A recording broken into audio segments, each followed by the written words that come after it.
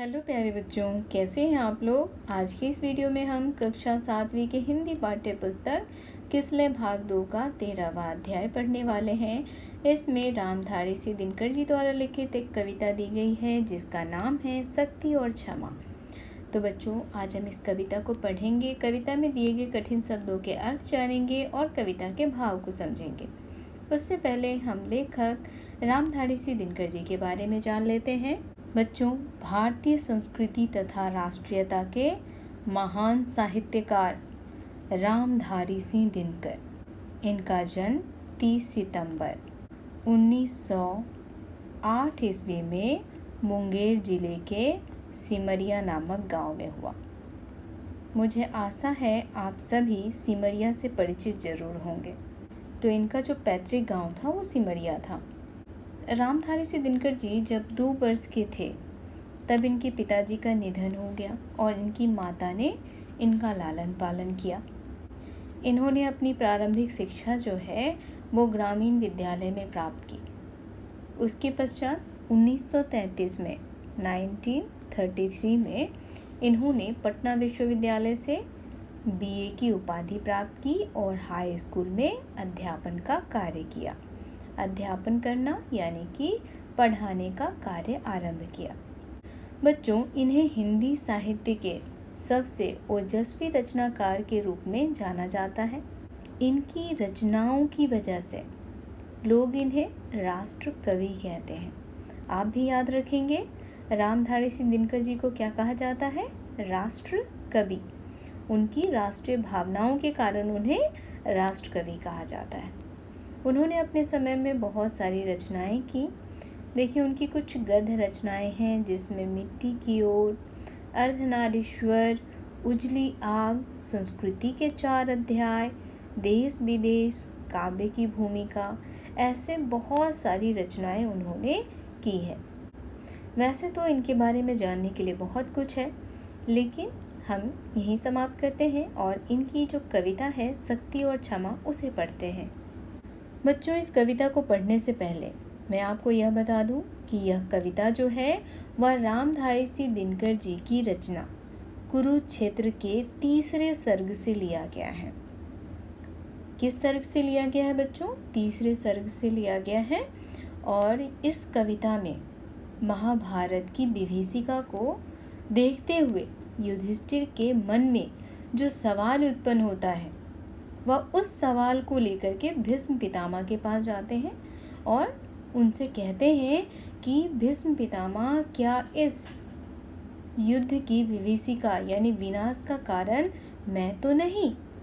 क्या यह मेरी वजह से तो नहीं हो रहा? तो अब देखिए बच्चों, भीष्म पितामह उन्हें समझाते हुए क्या कहते हैं? कहते हैं, क्षमा दया तप त्याग मनोबल सबका लिया सहारा, पर नर व्याघ्र सुयोधन तुमसे कहो कहाँ कब हारा। क्षमाशील हो रिपु समक्ष तुम हुए विनीत जितना ही, दुष्ट कौरवों ने तुमको कायर समझा उतना ही। तो बच्चों, सबसे पहले कठिन शब्दों के अर्थ आपको बता दें। अब यहाँ देखिए, एक शब्द है नरव्याघ्र। नरव्याघ्र कहने का क्या अर्थ है? यहाँ नरव्याघ्र शब्द का अर्थ हो जाएगा मनुष्यों में बाघ। मनुष्यों में बाघ, या कह सकते हैं मनुष्यों में जो जानवर प्रवृत्ति का होता है। तो यहाँ पर मनुष्यों में बाघ कहा गया है किसको? सुयोधन को। अब आप सोच रहे होंगे यह सुयोधन कौन है? तो यहाँ पे सुयोधन शब्द जो है वो प्रयोग किया गया है दुर्योधन के लिए।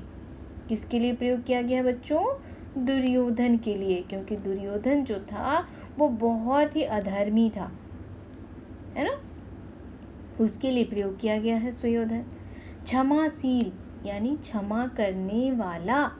अब एक शब्द यहाँ पे आता है रिपु। देखिए, रिपु मतलब क्या होता है? तो बच्चों, रिपु किसको कहते हैं? रिपु कहते हैं शत्रु को। किसको कहते हैं? शत्रु को, दुश्मन को। विनीत, अगला शब्द क्या है? विनीत। विनीत मतलब होता है नम्र, नम्रता से भरा हुआ। दुष्ट मतलब बुरा। और कौरव कौन था? कौरव पांडवों का भाई था। दुर्योधन और उनके सभी भाई कौरव थे और युधिष्ठिर, अर्जुन, भीम, नकुल, सहदेव ये सभी पांडव थे। तो देखिए यहाँ पर भीष्म पितामह युधिष्ठिर को समझाते हुए कहते हैं कि क्षमा, दया, तप, त्याग, मनोबल, यानी तुमने इन सभी का सहारा लिया, मतलब तुमने सभी उपाय किए, लेकिन मनुष्यों में बाघ के समान हिंसक सुयोधन यानी दुर्योधन कहाँ कभी तुम्हारे आगे झुका। ये जो दुष्ट दुर्योधन है वो तो तुम्हारे आगे कभी झुका ही नहीं, और शत्रु के सामने क्षमाशील बनकर तुम जितने ही नम्र हुए युधिष्ठिर, उतने ही दुष्ट कौरवों ने तुमको क्या समझ लिया? डरपोक। यहाँ पे कायर शब्द का प्रयोग किया गया है। कायर मतलब होता है बच्चों डरपोक।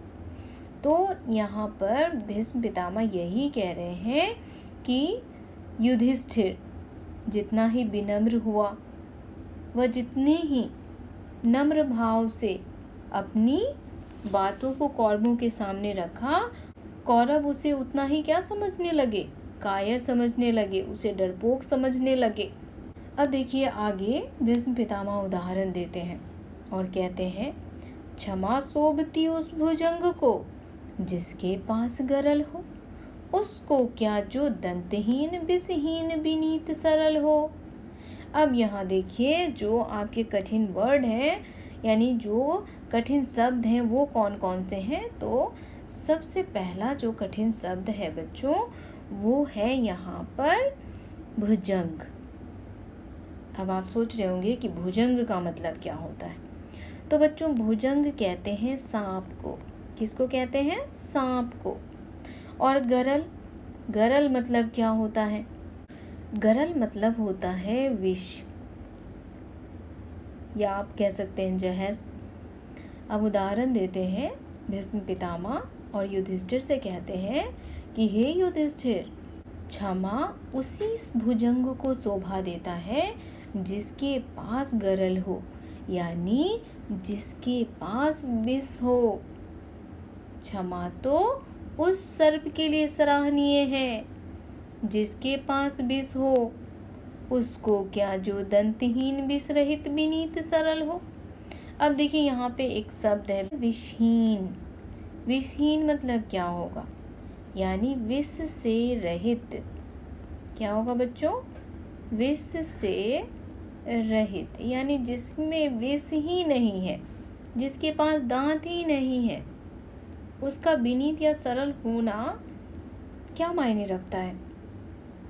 तो कहते हैं कि जिस सांप के पास दांत ही ना हो, विष भी ना हो, वह सांप यदि अहिंसा या क्षमा का व्रत धारण कर ले तो उसकी क्षमा को कौन सराहेगा, है ना? वो तो बेचारा खुद ही लाचार है, वह क्या किसी को क्षमा करेगा। इसीलिए कहते हैं क्षमा शोभती उस भुजंग को जिसके पास गरल हो, उसको क्या जो दंतहीन विष रहित विनीत सरल हो।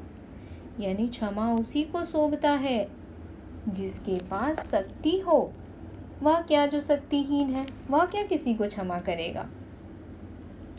अब देखिए आगे की पंक्ति कुछ इस प्रकार से है बच्चों। 3 दिवस तक पंथ मांगते रघुपति सिंधु किनारे, बैठे पढ़ते रहे छंद अनुनय के प्यारे प्यारे। अब यहाँ पर उदाहरण रामायण का है, जब रावण जो है वह सीता मैया को हर के ले जाता है, और रावण कहाँ रहता है? लंका में, क्योंकि रावण जो है वो लंकापति है। तो रावण लंका में रहता है और उस बीच में सिंधु सागर आता है। तो अब भाई उसे पार करना है, सीता जी को वापस लाना है। तो हमारे जो रघुपति हैं, हमारे जो प्रभु श्री राम हैं, वह 3 दिवस तक, 3 दिवस यानी 3 दिनों तक, पंथ मतलब होता है बच्चों रास्ता। क्या होता है? रास्ता। तो 3 दिनों तक प्रभु श्री राम सिंधु के किनारे बैठकर उससे अनुनय विनय कर रहे हैं और छंद पढ़ रहे हैं, लेकिन सिंधु को तो सुनाई ही नहीं दे रहा है। अब देखिए क्या होता है। उत्तर में जब एक नाद भी उठा नहीं सागर से, उठी अधीर धधक और उसकी आग राम के सर से। यहाँ कठिन शब्द है नाद। नाद का अर्थ होता है आवाज। अब प्रभु श्री राम की आवाज समुद्र तक पहुंच ही नहीं रहा है। वह उनकी बातों का क्या कर रहा है, उनकी आवाज़ों को अनसुना कर रहा है। इस पर प्रभु श्री राम अपना धैर्य खो बैठते हैं। उनका पुरुषार्थ जाग जाता है। अब वह बहुत ही क्रोधित हो जाते हैं और क्रोध में अपना धनुष बाण उठा लेते हैं और वह समुद्र को सुखाने के लिए धनुष बाण चलाते हैं। यहाँ इस इमेज को देखिए बच्चों। यहाँ प्रभु श्री राम अपना धैर्य खो दिए। वह उन्होंने तो 3 दिवस यानी 3 दिनों तक सिंधु से अनुनय विनय किया, प्रार्थना किया कि तुम मुझे रास्ता दे दो, लेकिन सिंधु अहंकारवश उनकी बातों को अनसुना कर रहा था। तब उन्हें क्रोध आ जाता है और वह सिंधु को सुखाने के लिए धनुष बाण उठा लेते हैं। अब देखिए क्या होता है। सिंधु देह धर त्राही त्राही, करता गिरा शरण में, चरण पूज दास्ता ग्रहण की, बढ़ा मूद बंधन में। अब यह सब देख करके सिंधु जो है वो शरीर धारण करके त्राही त्राही करता हुआ प्रभु के शरण में आ गया। यहाँ वह प्रभु से कह रहा है, हे प्रभु रक्षा कीजिए आप हमारी। तो यह सब चीज़ें देख करके वह प्रभु श्री राम की शरण यानी कि चरण में गिर पड़ा और उनसे क्षमा की प्रार्थना करने लगा। और सिंधु राम का सेवक बना और उस पर पुल बांध दिया गया, जिस पुल से होकर के वानर सेना कहाँ गई थी बच्चों? लंका गई थी माता सीता को लाने।